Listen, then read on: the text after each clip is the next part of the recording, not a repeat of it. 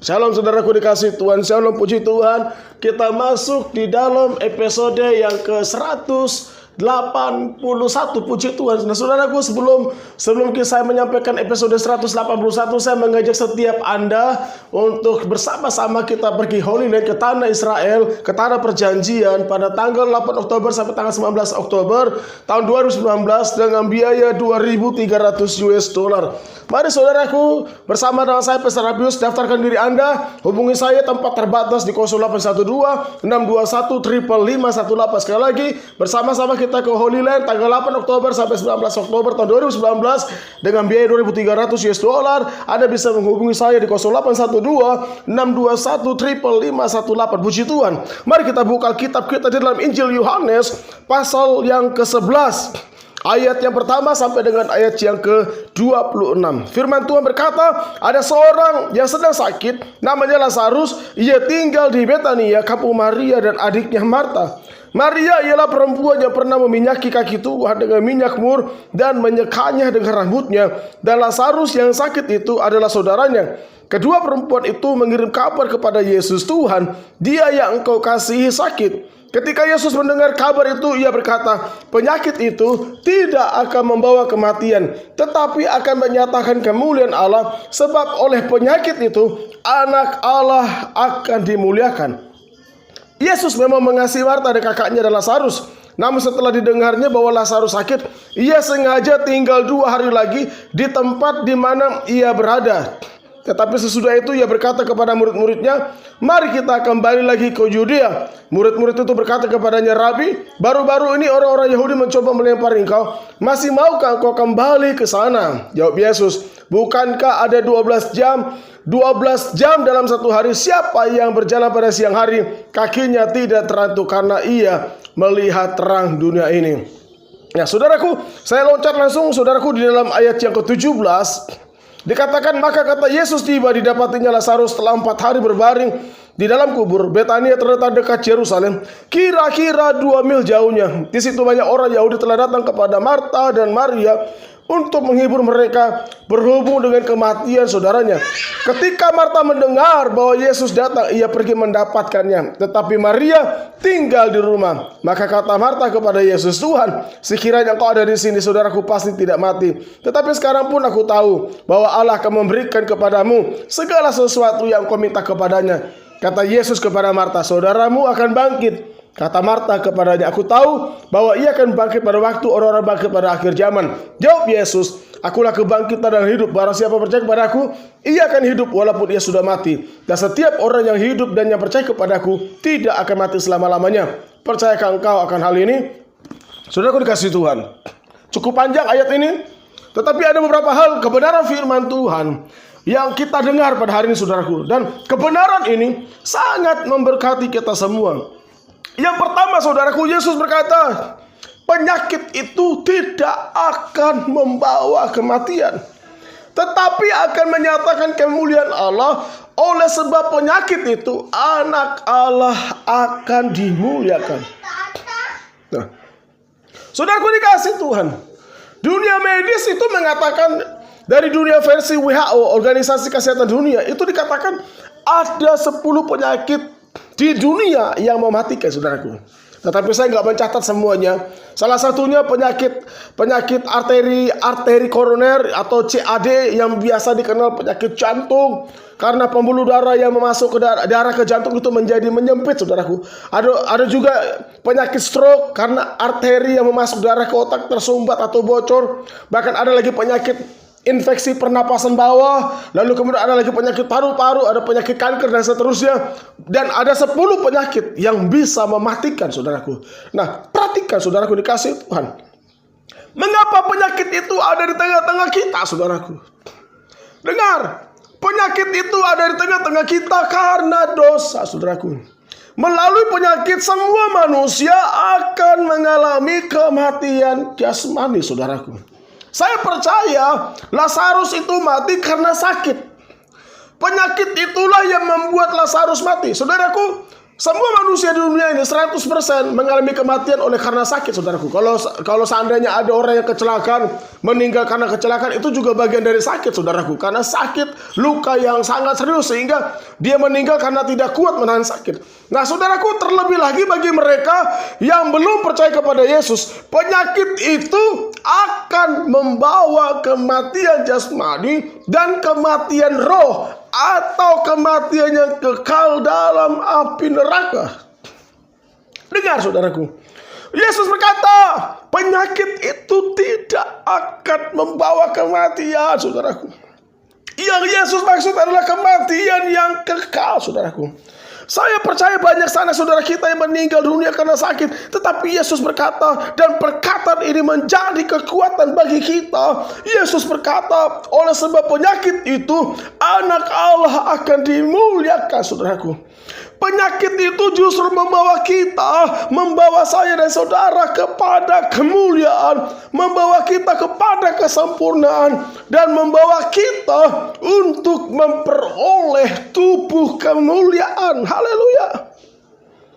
Saudaraku, tetapi mereka yang belum percaya dan tidak hidup di dalam Yesus, dengar, saudaraku, penyakit itu akan menjadi jembatan kepada kematian yang kekal, saudaraku. Seberapa banyak di antara kita ketika divonis oleh dokter berkata penyakitmu tidak akan sembuh, dan dokter berkata hidupmu tinggal 1 minggu atau 1 bulan atau 1 tahun saja, lalu kita mengalami ketakutan dan kekhawatiran menghadapi maut yang akan menjemput kita. Saudaraku dikasih Tuhan, 2 hal yang Tuhan lakukan terhadap penyakit, saudaraku. Dengar, 2 hal yang Tuhan lakukan terhadap penyakit, saudaraku. Yang pertama, disembuhkan dengan tujuan diberikan kesempatan untuk hidup berbuah selama di bumi ini, saudaraku. Saya percaya kuasa mujizat Tuhan terjadi. Engkau yang sakit yang mendengar pada hari ini, engkau disembuhkan. Kenapa Tuhan menyembuhkan Anda? Karena Tuhan memberikan Anda kesempatan untuk berbuah, saudaraku. Yang kedua, penyakit kita diangkat dari penderitaan, saudaraku. Kenapa? Karena Tuhan melihat waktu masa hidup kita di bumi sudah selesai, dan Tuhan memberikan saya dan saudara tubuh yang baru, tubuh yang tidak ada lagi penderitaan, sakit, penyakit, saudaraku. Itulah sebabnya Yesus berkata, oleh sebab penyakit itu anak Allah dimuliakan, saudaraku. Dengar, Yesus menderita bagi kita, tubuhnya hancur dan remuk, supaya saya dan saudara kita semua melalui Yesus diberikan tubuh yang baru, saudaraku. Haleluya. Yang kedua, saudaraku, Yesus berkata, akulah kebangkitan dan hidup. Barang siapa percaya kepadaku, ia akan hidup walaupun ia sudah mati. Baru-baru ini di TV media itu ada berita yang sangat heboh, yaitu berita kiamat, saudaraku. Oleh karena isu kiamat, satu desa pindah ke tempat yang lain untuk menyelamatkan diri. Memang lucu, saudaraku, berita ini, saudaraku.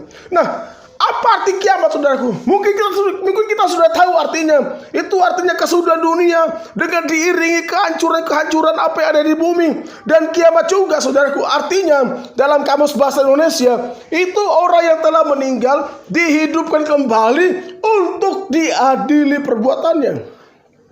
Perhatikan, Yesus berkata, akulah kebangkitan dan hidup. Barang siapa percaya kepadaku, ia akan hidup walaupun ia sudah mati. Dengar, saudaraku dikasih Tuhan, hanya Yesus yang berkata ia akan hidup. Dengar, manusia akan hidup walaupun ia sudah mati, saudaraku. Akibat dosa, manusia akan mengalami kematian jasmani dan kematian rohani, yaitu kematian yang kekal. Saudaraku dikasih Tuhan, pada akhir zaman manusia yang mati akan dibangkitkan lalu dihakimi, saudaraku. Dengar, engkau yang mendengar pada hari ini, mereka yang tidak percaya kepada Yesus akan masuk ke dalam kematian yang kekal, saudaraku. Yesus berkata kepada kita yang mendengar hari ini, barang siapa percaya kepadaku, ia akan hidup. Saudaraku, manusia akan hidup. Walaupun manusia jasmaninya mati, ia akan hidup di dalam kekekalan kerajaan sorga, saudaraku. Ketika Yesus datang kedua kalinya, saudaraku, dengar, mereka yang mati di dalam Yesus akan dibangkitkan untuk memperoleh tubuh yang baru, yaitu hidup dalam kekekalan di kerajaan sorga. Dahsyat, saudaraku. Haleluya. Pada hari ini, saudaraku, adakah engkau menemukan kepastian di dalam hidupmu? Pada hari ini, saudaraku, Yesus memberikan jawaban bagi saya dan saudara. Hanya Yesus yang sanggup menolong kita semua. Hanya Yesus yang sanggup membebaskan kita. Dan hanya Yesus yang sanggup menyelamatkan kita semua. Dahsyat, saudaraku. Pada hari ini, buka hatimu. Adakah engkau mengalami ketakutan? Engkau yang sakit, adakah engkau mengalami ketakutan dan kekhawatiran? Dengar, saudaraku, kalau Tuhan sembuhkan Anda, itu artinya Tuhan memberikan Anda kesempatan untuk berbuah. Tetapi bila engkau tidak mengalami kesembuhan, saya mau beritahu saudaraku, itu artinya Tuhan akan melepaskan Anda dari penderitaan. Tapi saya percaya kuasa mujizat Tuhan terjadi pada hari ini. Saya percaya engkau yang mendengar pada hari ini, engkau yang sakit diberikan pengharapan yang baru. Engkau yang sakit disembuhkan oleh Tuhan. Sebab saya percaya pada hari ini Tuhan Yesus mengasihi setiap yang mendengar pada hari ini. Mari buka hatimu dan saya berdoa. Oh rabataka basyataka rabalaba. Oh ramasanda bataka rabalaba. Bapa, ampuni segala dosa dan pelanggaran kami. Tuhan, tolong kami yang berdosa ini. Ampuni kami, Tuhan. Kami yang mengalami sakit penyakit, Tuhan, tolong kami. Sembuhkan kami, Tuhan. Biarlah kami yang sakit pada hari ini mendapatkan pengampunan. Biarlah kami yang sakit pada hari ini memperoleh belas kasih daripada Tuhan Yesus. Tuhan, hamba berdoa, biarlah pada hari ini mujizat-Mu terjadi. Yang sakit Tuhan sembuhkan. Biarlah Engkau menyatakan cinta kasih-Mu tengah-tengah kami. Di dalam nama Tuhan Yesus. Hamba juga berdoa, Tuhan, buat kami yang belum percaya kepada Yesus. Tuhan, tolong kami yang binasa ini. Biarlah pada hari ini kami percaya Engkau adalah Yesus.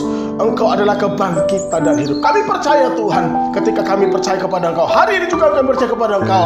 Ketika Engkau datang yang kedua kali, kami percaya kami akan dibangkitkan. Dan kami memperoleh kehidupan yang kekal bersama-sama dengan Bapa di surga. Terima kasih, Bapa. Kami ucap syukur buat kasih setiamu pada hari ini. Terpujilah nama Tuhan dari kekal sampai kekal selama-lamanya. Di dalam nama Tuhan Yesus. Haleluya. Haleluya. Amin.